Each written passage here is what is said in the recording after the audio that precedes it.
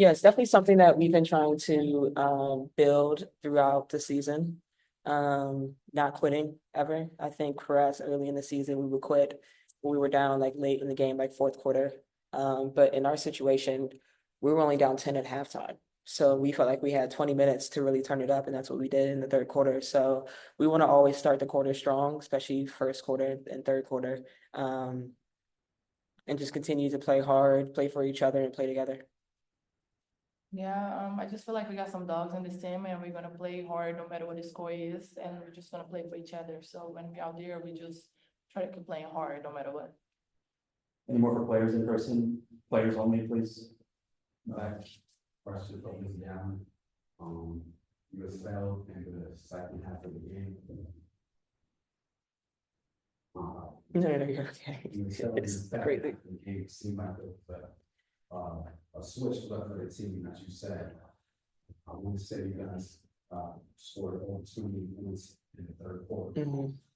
You talked about the mindset that you were in leading the team, and what was coach telling you guys so you guys can stay in the game? Yeah, I think we always want to be the aggressors in the game. That's how we want to start the game. We always want to punch first. I thought we did a good job of that to start the game in the first quarter. And then, like I said, in the third quarter, we always want to start that quarter well as well. So I think for us, like staying confident, staying aggressive, being the aggressor, and just keep them on their toes, which is what you saw. We were getting into the paint, we were finishing, we were getting offensive rebounds. Kamilla and Angel were playing hard. They were helping us out defensively for sure as guards. And we were just like figuring things out. And that's what coach wants us to do as a team. She wants us to figure it out together, figure it out in game action, in live game action. So that's what you saw. Any more in person? All right, we'll move to Zoom. Kyle. Yes. Just kind of, you guys really started locking down in that third quarter and that fourth quarter. What kind of spurred the defensive turnaround after halftime? Just being disruptive. That's what we always want to do. And so you saw a little bit of that, when we're disruptive and we get them to miss shots, we rebound and we just run. And we keep the defense off balance in that way. Carly, please unmute for players only.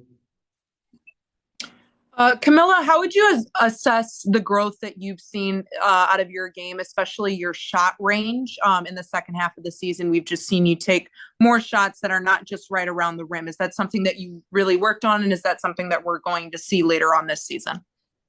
Yeah, that's something I worked on, and my teammates and my coaches showed me so much confidence, so they made me feel comfortable just start shooting that mid-range shot. Yeah. Thank you. Last question for players from Mike. Please unmute. Hey guys, appreciate the time. My only question's for Lindsay. You've talked about how you pride yourself in watching film and preparing for your guards' defensively assignments throughout the year.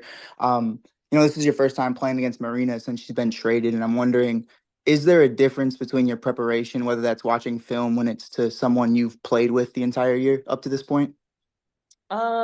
No, it's not different. And I think with Marina, it's kind of a special situation because I've been knowing her for years. Obviously, we went to college together.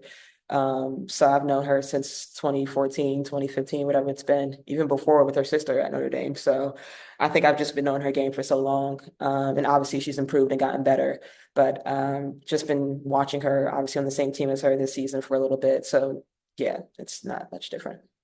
Thank you. Thank you, players. Thank you. Sorry, questions for coach in person.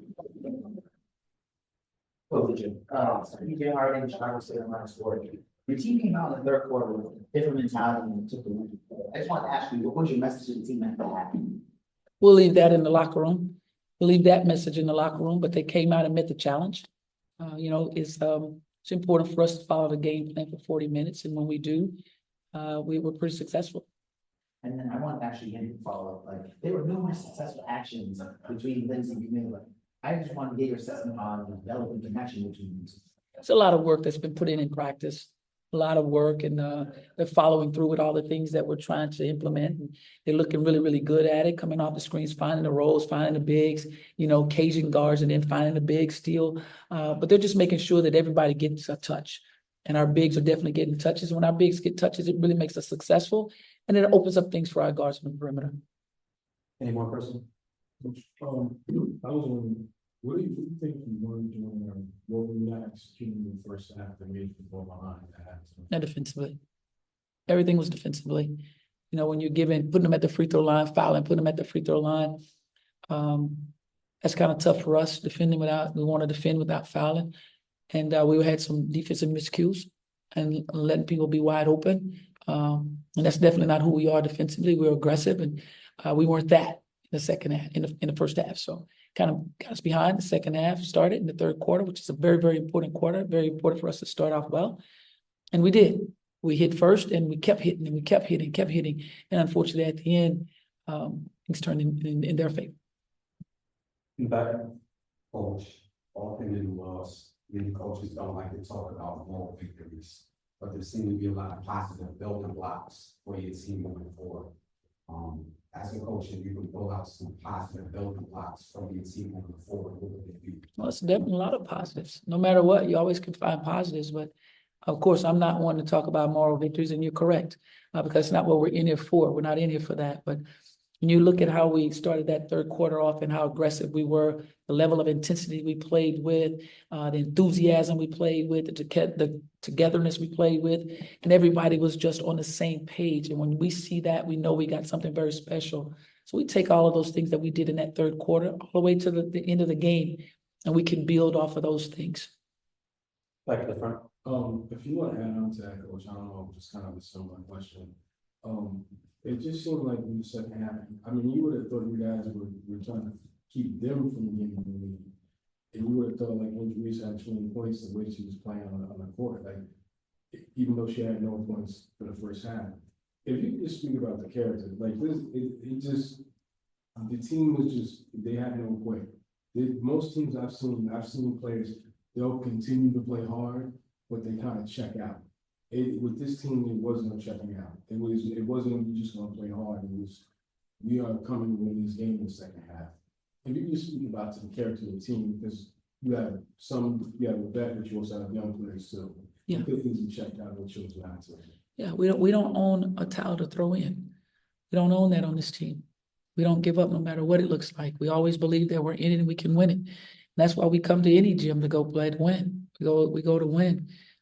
Everyone speaks about that we're young and we're growing. Yes, we're young and we're growing, but we're competitors. Those young women are incredible competitors and they want to win. So they came out with an incredible amount of grit in that second half to go win a game.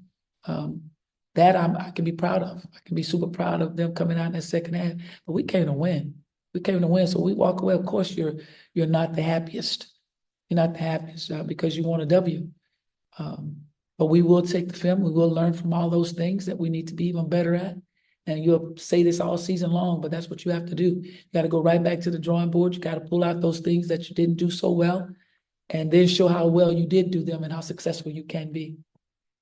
We'll go to Carly Bell on Zoom. Please unmute. Hey, Coach, how would you assess Kamilla Cardoso's growth in the second half of the season? We've just seen her take more shots outside of just that restricted area and around the rim. We've also seen her defensive game just grow. How would you assess what you've seen out of her in the second half of the season? She's just more comfortable. That's what happens when you continue to play the game. She's more comfortable. And I've said this again, she's meeting the challenge. I've challenged her. She's meeting the challenge. You know, she's not afraid to shoot the ball. And I don't want her to be. We're not boxed athletes over here. We're athletes who want to be, comfortable. And she's very comfortable right now. She's sure of herself. And there's a lot of confidence that we tried to just pour into her as a staff, as well as her teammates. She's only just feeling much better about herself and where she is. She helped this team to be successful. And it's great to see. It's awesome to see. And then just to follow up, turnovers were also a problem today, 16 turnovers. We haven't seen that high of a number since prior to the All-Star break. I know probably film will show the answer to this, but just your first assessments on what kind of led to more turnovers than what we've seen out of your team in the last 3 to 4 games. Lack of execution. Lack of execution. When that ball moves and you move it as a unit, ball movement, player movement, that's what it means. You can't move it as a single player. It has to move as a team. And we were not finding the open players and having to turn it over and kind of fell into their aggression a little bit instead of just taking care of the ball and finding the open person. So We turned it over numerous times, and when you take a look at how many points they scored off of those turnovers, there's the game. Take a look at the free throws, how many free throws they took, and how many they made. There's the game. Any more? Thank you. Thank you, Coach.